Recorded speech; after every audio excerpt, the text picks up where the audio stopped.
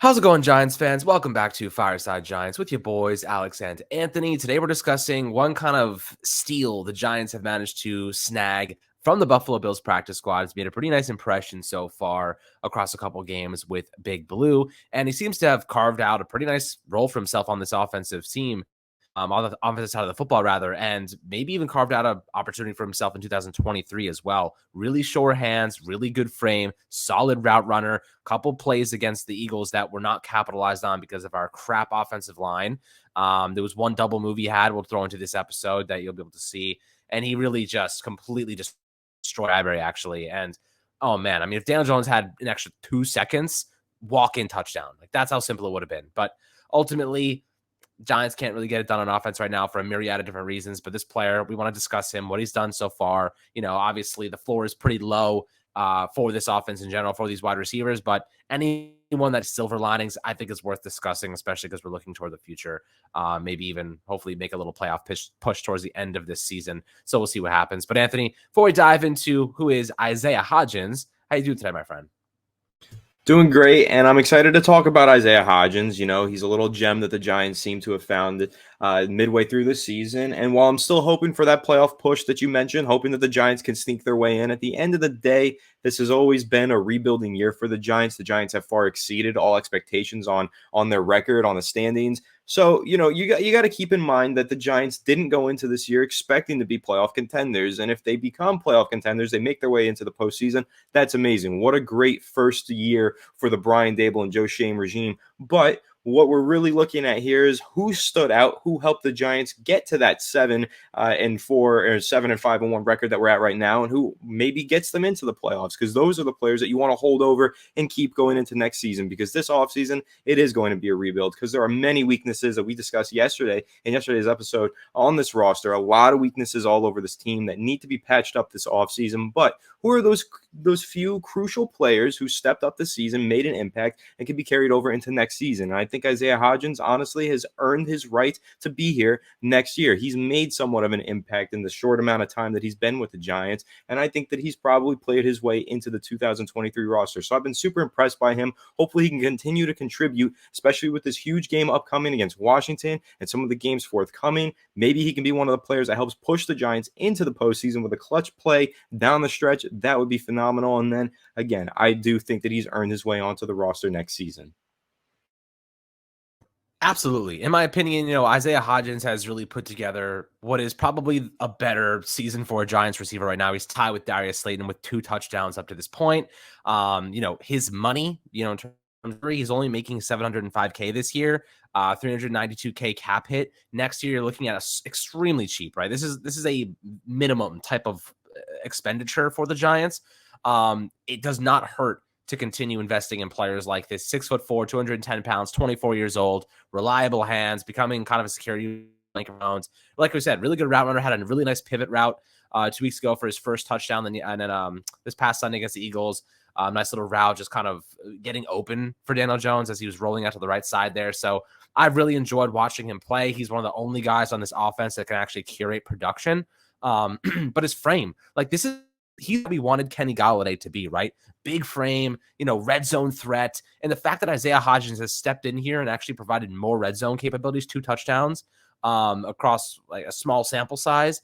And Kenny Golladay has already gone almost 2 full years without having scored a touchdown for the Giants on $60 million per season is Chris, right? Isaiah Hodgins, and he's quick too. That's what I like about him the most. Aside from his frame, he's not this big, bulky receiver. He's fast, and he can change direction really quickly. He can get open. He can create separation. We're seeing him do it against some really good cornerbacks so far. And, the Buffalo Bills had a really deep wide receiver core when we did snag him off their practice squad.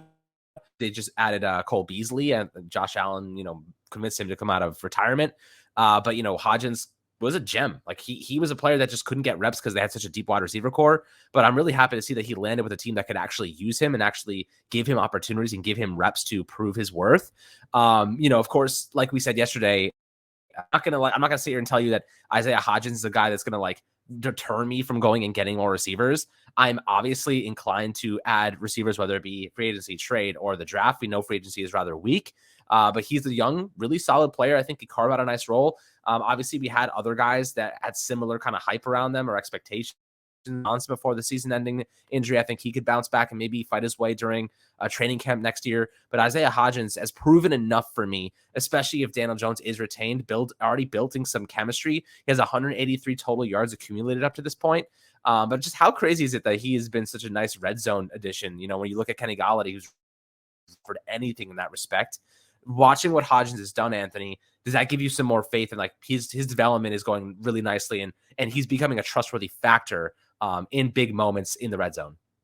Yeah, I think he's been developing really nicely. And in a way, this is kind of everything we expected Kenny Golladay to be. That red zone presence, that big body, outside receiving threat. Maybe Isaiah Hodgins isn't going up there and making the 50-50 balls like Kenny Golladay did during his time in Detroit, like what we hoped for him to do when he signed with the Giants. But the other things, scoring in the red zone, making reliable third down receptions with his big, strong hands on the outside, that's the stuff that Isaiah Hodgins is doing that we wished Kenny Golladay was doing, right? So Kenny Golladay, meanwhile, is sitting on the sideline, waiting for an opportunity. If he even is at this point, maybe he's just fine never getting one again. I don't know. I kind of forgot about him, to be completely honest. When we were going into last week's game, we were talking about all the receivers and who's up next for the Giants. I totally forgot that Kenny Golladay even existed for a second. He's kind of just disappeared into the void, and Isaiah Hodgins has climbed out of the pits and really made a name for himself as a New York Giants receiver. So I've been super impressed with everything that he's done. He's played primarily on the outside, but he's played a couple of snaps in the slot. He's made some receptions there as well.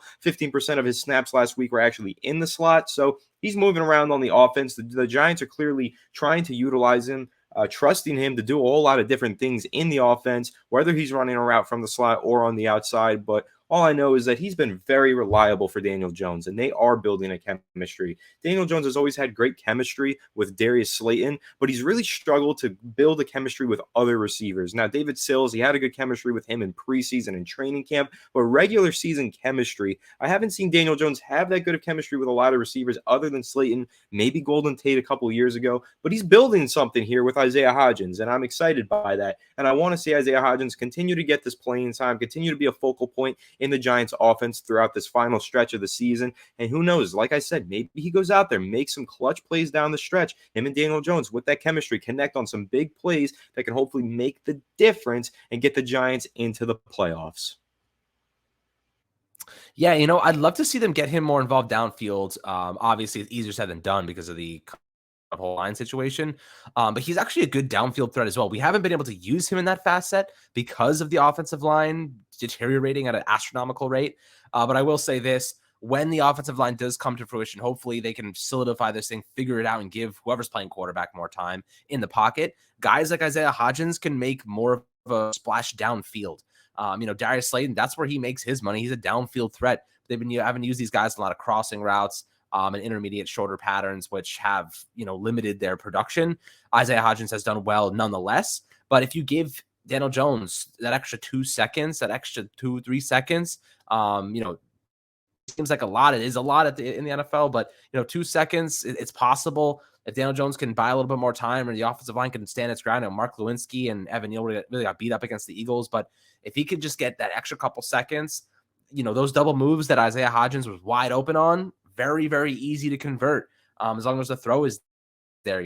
We're just not able to, you know, actually develop our routes. The receivers are not able to develop their routes at this rate. So it's unfortunate, but Hodgins has proved to me that he could be a nice little asset for the future. And look, the Giants don't stumble upon nice young receivers, like young receivers with a lot of talent, untapped potential that have just kind of been disregarded.